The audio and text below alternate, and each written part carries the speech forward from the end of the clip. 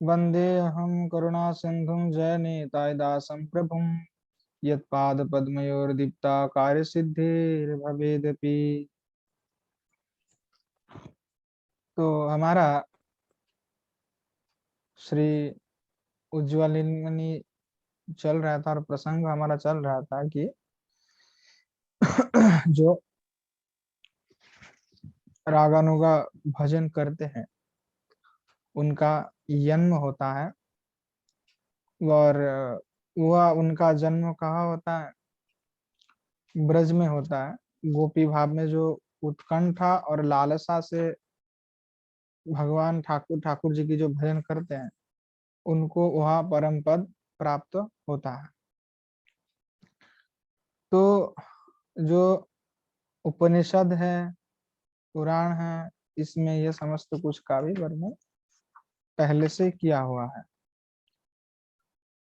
तो यहाँ पे हमने पूर्व में जाना था जो उनका जन्म होता है उसमें प्राचीना और नवीना दो प्रकार के भेद है ना। तो यहाँ पे जो हमारा टीका चल रहा था कि जो श्री ठाकुर जी के हैं वह गायत्री देवी की बात चल रहा था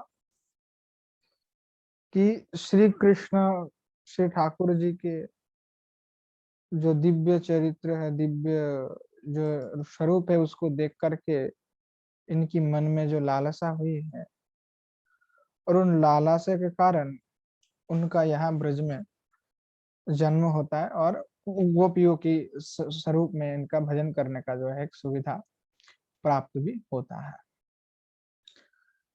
तो यहाँ पे हमारा यह प्रकरण भी चल रहा था। साधक देह प्रेम परिणाम रूपाणाम स्नेह मान प्रणयादिनाम स्थायी भावनाम आविर्भाव संभवात गोपिका देहेषु एव नित्य सिद्धादि गोपीनाम महाभावभूतिनाम संग महिम्ना दर्शन श्रवण स्मर गुण कीर्तनादिभिस्ते अवश्यमेव उपद्यते। यहाँ पे भी कह रहा है, देखिए, जो ननु जे इदानींतना ननु, अब प्रश्न कर रहा है जो यहाँ पे जो रागानुगियो साधन वस्तु जो निष्ठा और रुचि के साथ जो श्री भगवान के प्रेम करते हैं, अर्थात ये प्रपंच गोचर जो होकर के करते हैं कृष्ण अवतार के समय में, उसी के बारे में अब कह रहा है। साधक देह में जो प्रेम परिणाम होता है और प्रेम का परिणाम रूप जो स्नेह होता है, ठाकुर जी के प्रति मान होता है, प्रणय होता है, और स्नेह मान प्रणय स्थाई भाव जो होता है, ये समस्त स्थाई भाव, तो ये उनके साधक देह में वो आविर्भाव होना संभव है। और गोपिका के देह में भी जिस प्रकार से होता है उसी प्रकार नित्य सिद्ध गोपी में भी वो महाभाववती होता है। तो उनकी जो महाभाव, उनकी भाव का दर्शन श्रवण और स्मरण गुरु कीर्तन करने से वह भाव साधक में भी आता है। तो इसीलिए उस गोपांगना और गोपी की इस प्रकार से वंदना करने की बात कहा गया है। और इसीलिए कह रहा है जो परमानंद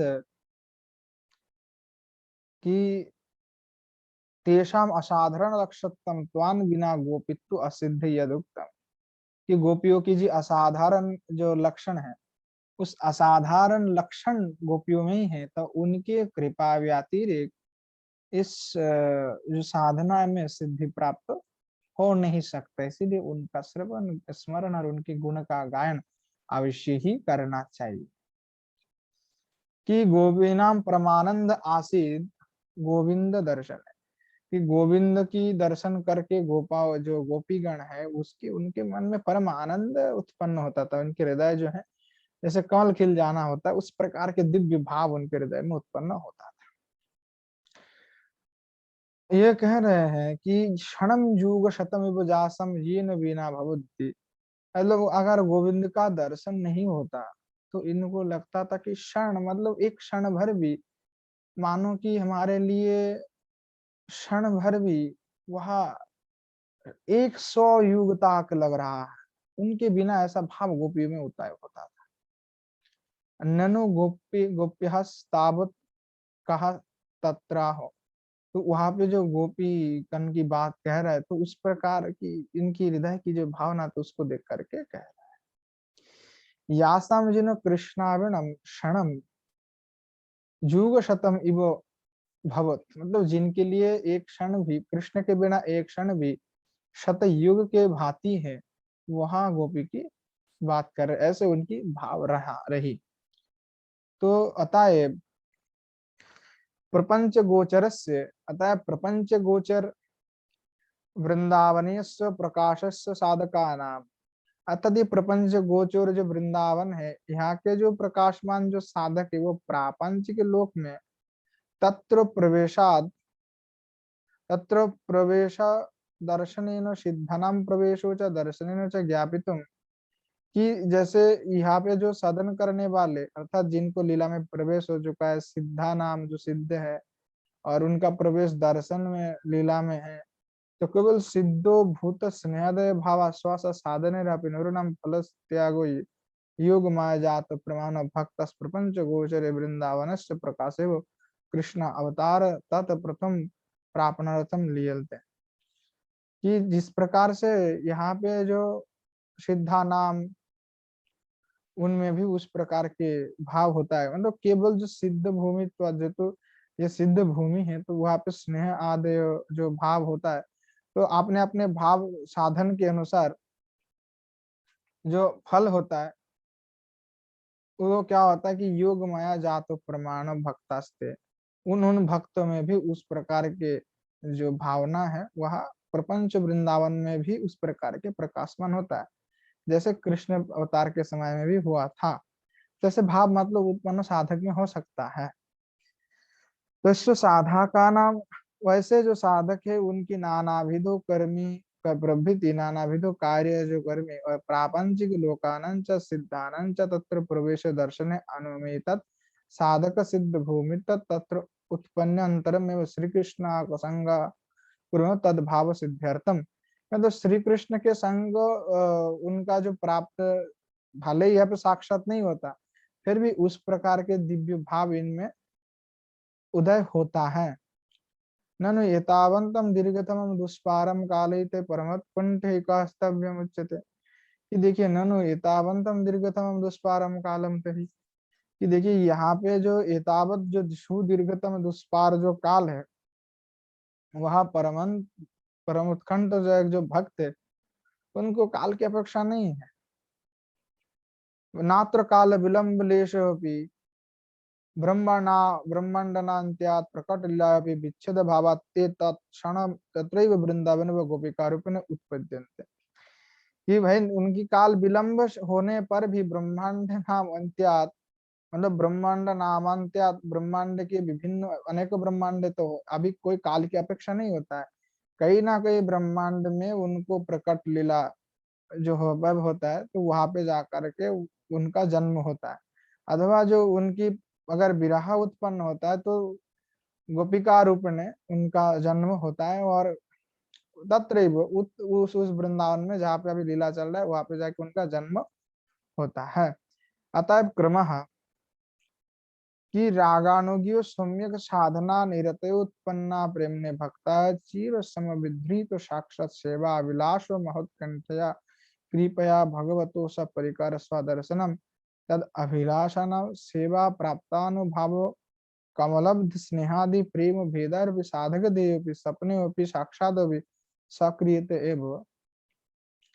कि रागानुगी की जो सम्यक प्रकार से साधना निरंतर कर रहा है, और ऐसे जिनके हृदय में प्रेम भक्ति का उत्पन्न हुआ है, और उनके हृदय, जो उनकी हृदय सर्व तो पक्ष में हर समय के लिए सेवा अभिलाष की महत उत्कंठा भी है, उनके ऊपर कृपया भगवान उनके ऊपर कृपा करते। तद भगवता, जो भगवान है स्वापरिकर, और भगवान की जो स्वदर्शन करने की जो एक अभिलाष होता है, और सेवा प्राप्त का जो एक अनुभव उनका चाहते हैं, तो प्रेम भेदा भी, तो उनकी प्रेम के भेद के अनुसार साधक को कभी सपने में भी मिलता है, कभी साक्षात में भी ऐसे सौभाग्य मिलता है कि वे श्री ठाकुर जी का सेवा कर रहा है, उनकी दर्शन कर रहा है। इस प्रकार की जो भावना है उनको ऐसा होता है, इसमें कोई भी संदेह नहीं है।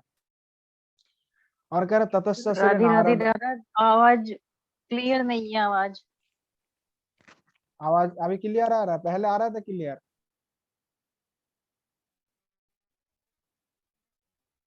अभी आवाज क्लियर आ रहा है?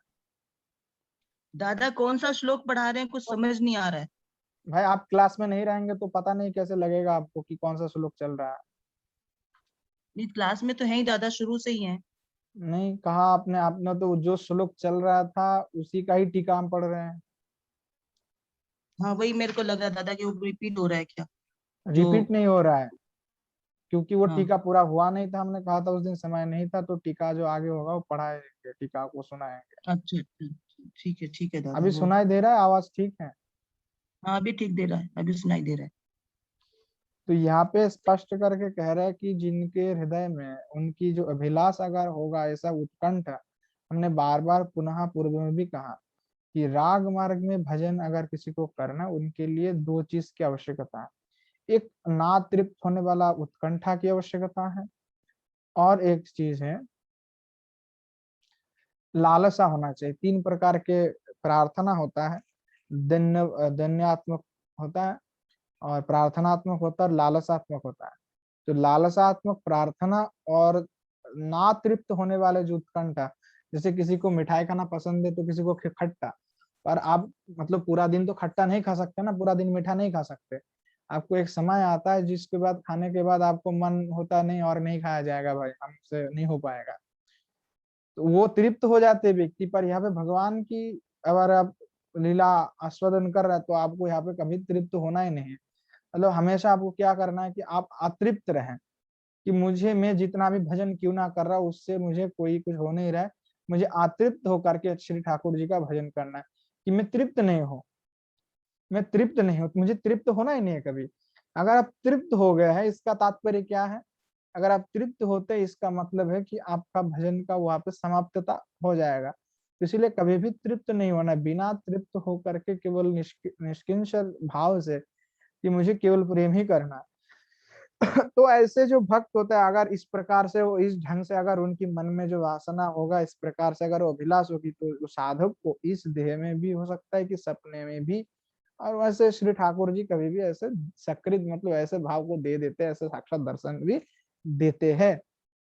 अब कह रहे ततश्च श्री नारद चिदानंदमय गोपिका कार तद भावितश्च तनुश्च दीयता ततश्च वृंदावनीय प्रकट प्रकाश कृष्ण परिकर प्रादुर्भव समय सैव तनुर्जोग माया गोपिका गर्भाद उद्भव्यते उक्त रहन स्नेहादि प्रेम भेद सिद्धार्थम। कि स्नेह और स्नेह आदि प्रेम भेद के कारण अलग अलग रूप में यहाँ पे गोप में प्रकाश होगा। जिसका जिस प्रकार से स्नेह होगा, जिस प्रकार से उसका भाव होगा। किसी की माता यशोदा के भाव है तो वो माता मातृस्थानीय जो गोपी है उनके अनुसार उनकी जन्म होगा। अगर किसी में सख्य भाव है तो वो सख्य भाव में उनकी सखा रूप में श्री ठाकुर जी को उनका जन्म होगा। अगर किसी के हृदय में भाव है कि वो दास्य होना चाहता है, दास्य का तो यहाँ पे खैर उतना महात्मा नहीं है, पर यहाँ पे कोई चेटक होना चाहे, कोई विदूषक होना चाहता है, तो कोई वात्सल्य है, सख्य है, मधुर है, तो मधुर में कोई होना चाहेगा तो उसको उस प्रकार से उनको मिलेगा। पितृभाव है तो पिता के जैसा उनका अनुरूप मिलेगा। स्नेह भाव के कारण से अलग अलग होगा। जिस प्रकार से नारद में भी देखा जाता है कि उनके में गोपी भाव थी, तो तद भाव में भावित तो हुई, तो इसी के कारण वृंदावन में उनका प्रकट और प्रकाशन हुआ। तो श्री भगवान के प्रकट और प्रादुर्भाव समय देखा गया कि जोग माया के माध्यम से गोपी के की गर्भ में उनकी भी जन्म हुई थी। और उसी न्याय के अनुसार अर्थात गोपी गर्भाद भाव्यते, कि गोपी की गर्भ में जिस मतलब जैसे पूर्व में भावे थे उस प्रकार के आपको जन्म होने वाला है। तो उससे स्नेहादि प्रेम के कारण ऐसा होता है। और नरलीला लीलस्य कृष्ण नरलीला करने वाले जो श्री भगवान के जो गोपिका अभिरूपी गोपिका भी नर जाति भी वो क्रीड़ा प्रसिद्ध तच्च मुख्यम नरत्तम अजनित्य सतिना सिद्ध्यति अतएव लक्ष्म्या गोपिकत्य अंगीकृते गोपीर गर्भोद्गतोपन्नस्य गोपी जनानुगस्य च अनंगीकृतत्वया सह कृष्ण से क्रीडित तत्तम ज्ञेयम। कि देखिए यहाँ पे नर लीला जो तो श्री भगवान कर रहे, तो गोपिका भी नर जाति में उनका जन्म हुआ और उनका कड़ा प्रसिद्ध है। तो तच्च मुख्य नरत्तम अजनित्य, भाई उसकी में मुख्य विषय क्या जो उनका नरत्य है, वो जोनिगत नरत्य प्राप्त नहीं, अजनित्य मतलब उनका जन्म नहीं प्रकट होता है। वैसे वायुगर्भ होता है सबका, जितने भी भक्त होता है वो वैसे साक्षात प्रकट हो जाते हैं। मतलब उनकी भाई वो भी भगवत तत्व है, वो भी ईश्वर तत्व है, तो वो वायुगर्भ से प्रकाशन हो सकता है। तो उनका जो है जैसे कि दिखाई पड़ रहा है कि अजनित्य सती, तो ना सिद्ध इति ना सिद्ध्यति सिद्ध्यत इति अतः एव लक्ष्म्या गोपिका त्वे अंगीकृते गोपी गर्भोत्पन्न से, ये गोपी की गर्भ से उत्पन्न जो गोपी जन है उन अनुगत अनंगीकृतत्व है कि जो अजनित्य सती ना सिद्ध थी। तो ये जो नरोत्तम अजनित्य में तो प्राप्त हुआ है इनको, तथा अतः जो लक्ष्मी जो है, तो लक्ष्मी के द्वारा जो गोपिका है उन्होंने गोपिका अंगीकृत नहीं किया, क्योंकि गोपी जो है गर्भगत, उनको लगता है कि गोपिका गर्भगत उत्पन्न हुआ है, परंतु गोपी जन का अनुगत, इसीलिए लक्ष्मी ने अनुगत स्वीकार नहीं किया। और परंतु फिर भी ये जो गोपियां हैं वो श्री कृष्ण के साथ जो क्रीड़ा करते हैं अजनित में है, वो इस प्रकार से जानना चाहिए। और कह रहा है कि देवेशु मनवंतरावतरत्वेन, जो देवेशु देवता में मनवंतर अवतारत्वेन ज्ञातस्य ननु अंशिनाम आसाम प्राणशक्य भवनिति नोपपद्यते। ये यद दशाम भवन्ति ते तत्र प्रविश्यन्त व द्रोणो धराद्यशीषु नंदासु तेषां तथैव दर्शनात्। देखिए देवेशु मनवंतर अवतार में भी जो जात भगवान का होता है, और ननु आशीना आसाम प्राण को विद्यते। और यहाँ पे कह रहा है कि जो यहाँ पे जो श्री ठाकुर, अच्छा ये तो पहले हमारे 31 नंबर टीका हो चुका है, अब दूसरा श्लोक चालू होगा। तो यहाँ पे हमने देखा कि जो गोपीगण है, तो ये इनका भी क्या होता है कि यहाँ पे आकर के नवीना जो होता है, इनको देव मनुष्य और गंधर्व आदि में भी लोक में इनका जन्म होता है, जन्मांतर होता है। तो ये कभी कभी इनको जो नर जनी है वो भी प्राप्त हो सकता है, जैसे कि गोपी के रूप में जब नर कुल में आता है तो उसके बाद उनका जो है भगवान के साथ उनका लीला आदि होता है, उनको साथ मिलन होता है। तो इस प्रकार से जो क्रम बताया गया है शास्त्र में। फिर जो हमने पूर्व में जाना था कि प्राचीना है तो और एक नवीना है, तो अब नवीना भी किस प्रकार से है, देव मनुष्य और गंधर्व आदि जन्मांतर में भी ब्रज में जन्मांतर मतलब कभी कभी जन्मांतर में आकर के फिर ब्रज में जन्म लेते हैं, कहीं ना कहीं, चाहे इस ब्रह्मांड में हो चाहे दूसरे ब्रह्मांड में हो, चाहे अलग पृथ्वी पर हो, कहीं ना कहीं जहां पे भी लीला चल रहा है उसकी अपेक्षा करने का कोई कारण नहीं है। अब कह रहा है जो देवी है उसको क्या कह रहा है, पहले देवेश्वांशेन जातस्य कृष्णस्य दिवि तुष्टये नित्य प्रियाणाम अंशस्तु जा जाता देवजोनयः। कि कह रहा है कि जत जत कालीन श्री कृष्ण अंश रूप में देवजनी में ग्रहण करते हैं, मतलब जिस समय में श्री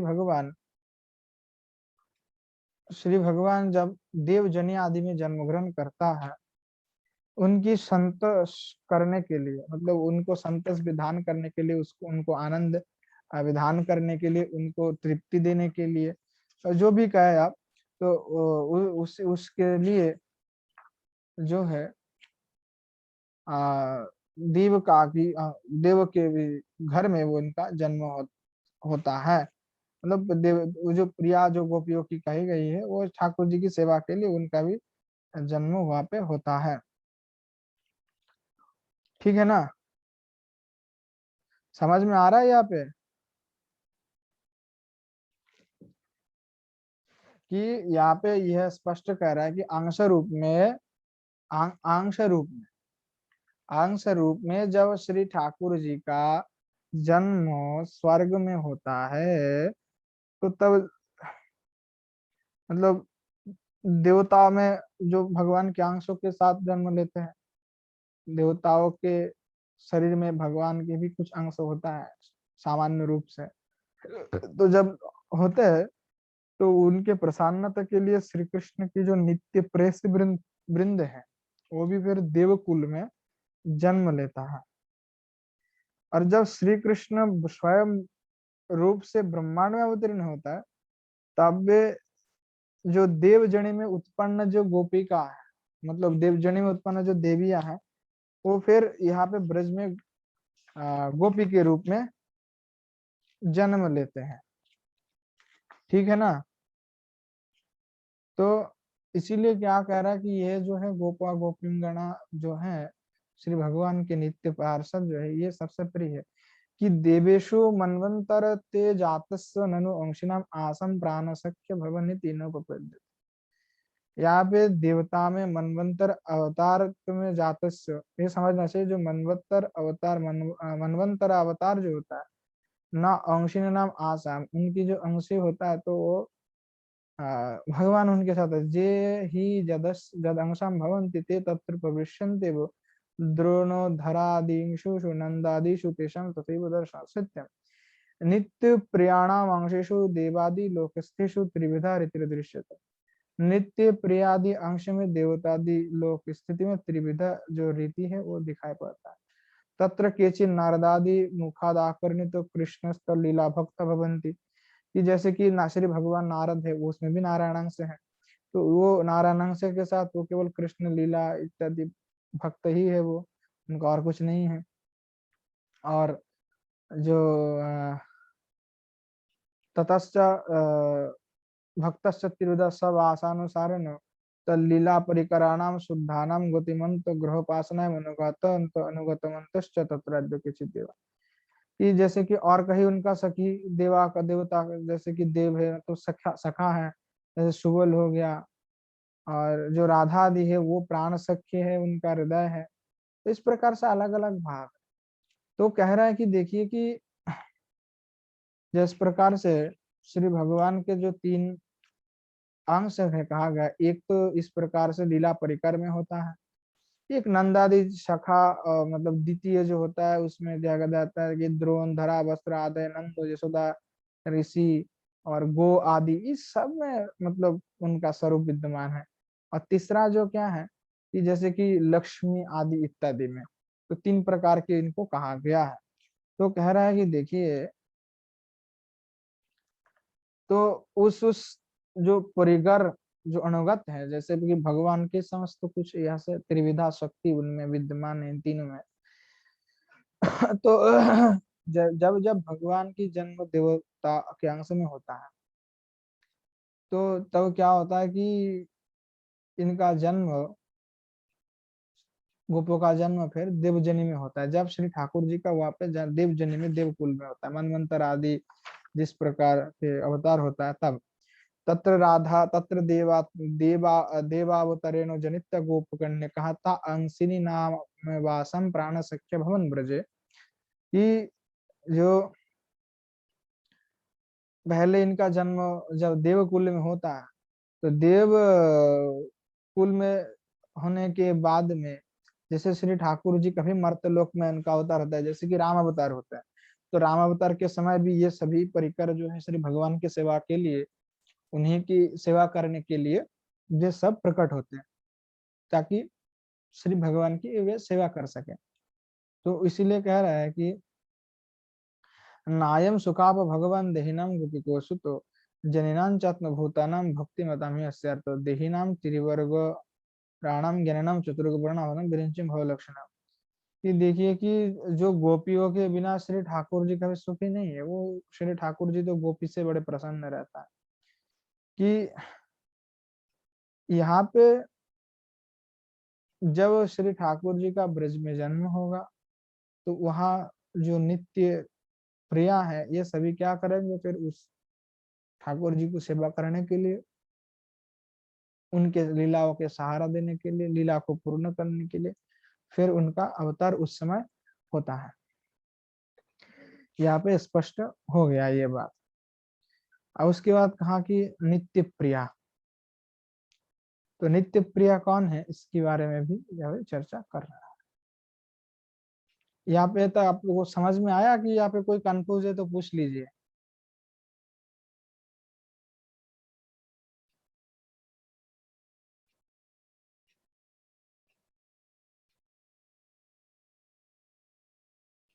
तो यहाँ पे अब नित्य प्रिया की बात कर रहे हैं कि राधा चंद्रावली मुख्या प्रोक्ता नित्य प्रिया ब्रजे कृष्ण बन नित्य सुंदरी वैधग्दादि तदाश्रया, कि श्री वृंदावन के मध्य में श्री राधा एवं श्री चंद्रावली ये दो ही श्री कृष्ण के नित्य प्रिया है। इनकी जो सौंदर्य है वह श्री कृष्ण तुल्य है एवं वैधग्ध आदि जो गुण है वह भी कृष्ण तुल्य है। ठीक है ना। तो यहाँ पे कह रहा है कि जो कृष्ण तुल्य है कि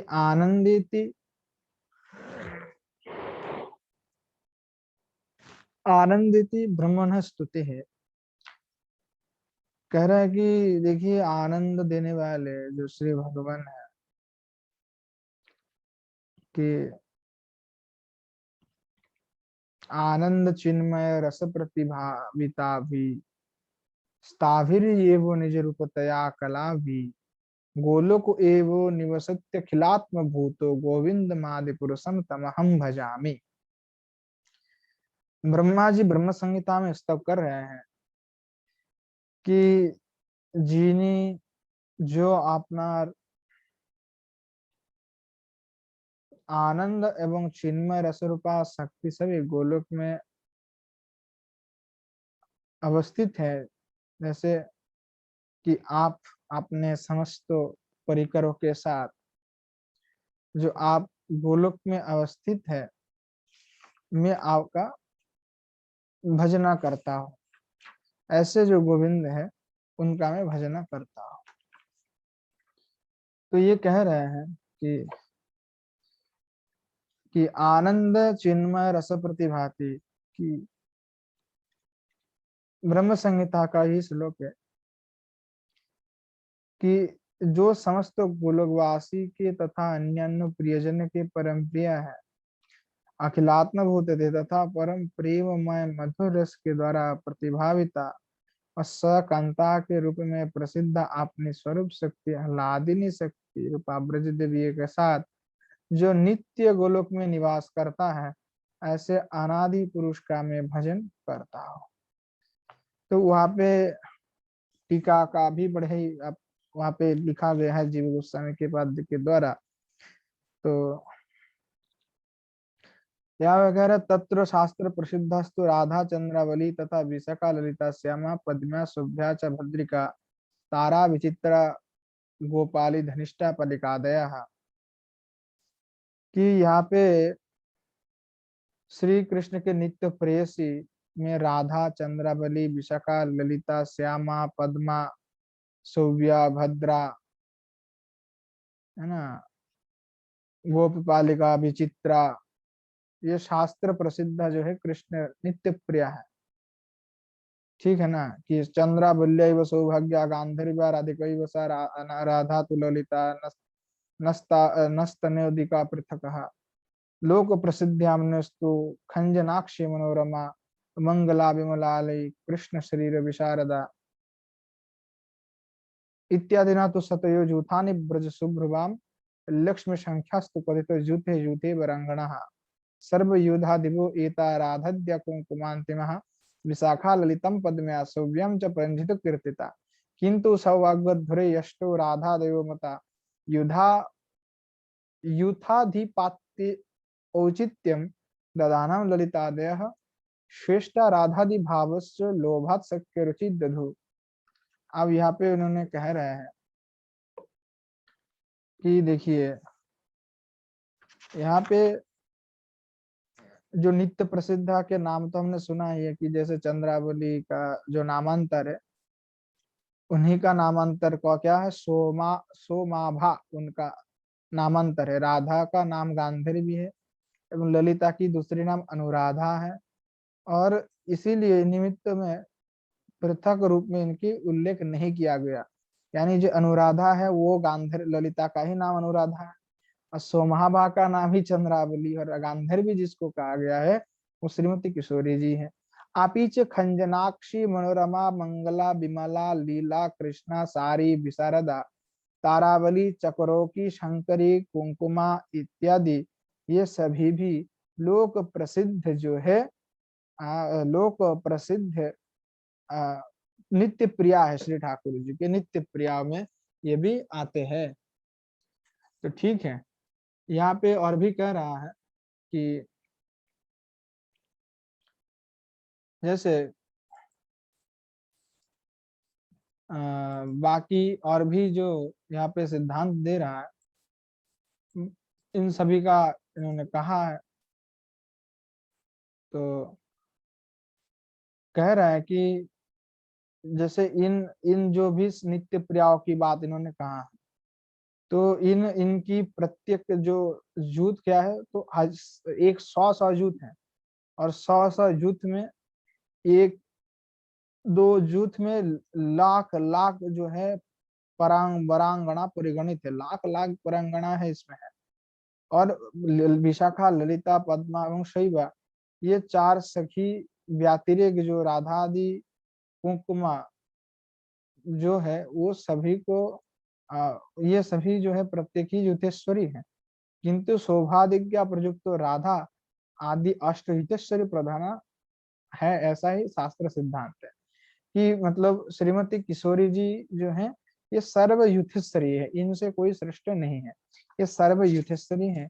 अगर ललिता आदि जिसको विशाखा ललिता पद्मा शैवा ये 4 सखी यद्यपि युद्धेश्वरी की यज्ञ है, फिर भी राधादि भाव के प्रति इनकी लालसा इतनी बहुत उत्कट है, इसलिए ये राधा के सखी ही है, सखी के रूप में ये भी विराजमान है। इसीलिए इनको ये चाहता नहीं कि मैं अपने से अलग जूथ बनाओ और जुथेश्वरी में बन जाओ, ये राधा के अनुगत होकर के श्रीमती किशोरी जी के जूथ में ही रह करके इनके अनुगत होकर के ही भजन करते हैं।